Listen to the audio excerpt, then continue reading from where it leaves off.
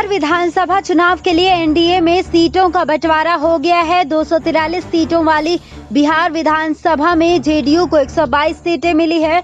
इसमें से जेडीयू अपने कोटे से जीतन राम मांझी की हिंदुस्तानी आवाम मोर्चा को 7 सीटें देगी। इस तरह से जेडीयू 115 सीटों पर चुनाव लड़ेगी।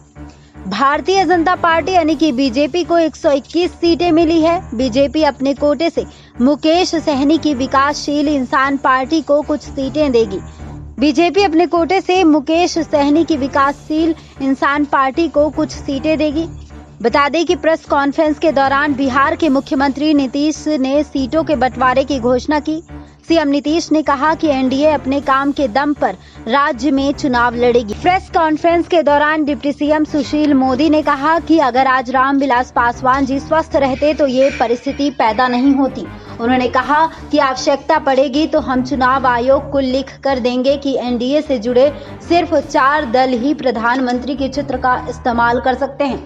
अन्य किसी को प्रधानमंत्री का चित्र इस्तेमाल करने का अधिकार नहीं होगा। संख्या चाहे जिसकी जितनी आए, लेकिन मुख्यमंत्री नीतीश ही बनेंगे। इसको लेकर किसी को कोई दुविधा नहीं होनी चाहिए। इस दौरान बीजेपी के प्रदेश अध्यक्ष संजय जायसवाल ने कहा कि नीतीश के नेतृत्व में ही बीजेपी चुनाव लड़ेगी और सरकार बनाएगी। इसमें किसी प्रकार के शक की गुंजाइश नहीं है।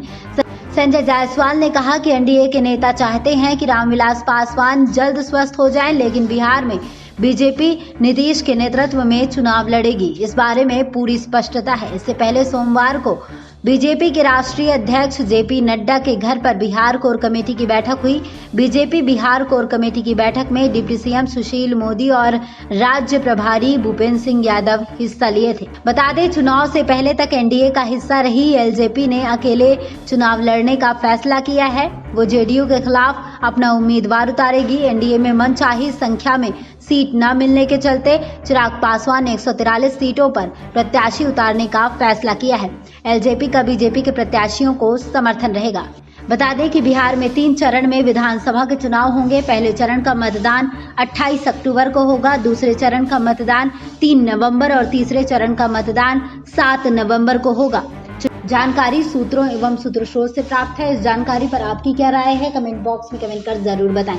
बाकी तमाम जानकारी के लिए बने रहे हमारे साथ। SPN 9 न्यूज रूम की रिपोर्ट।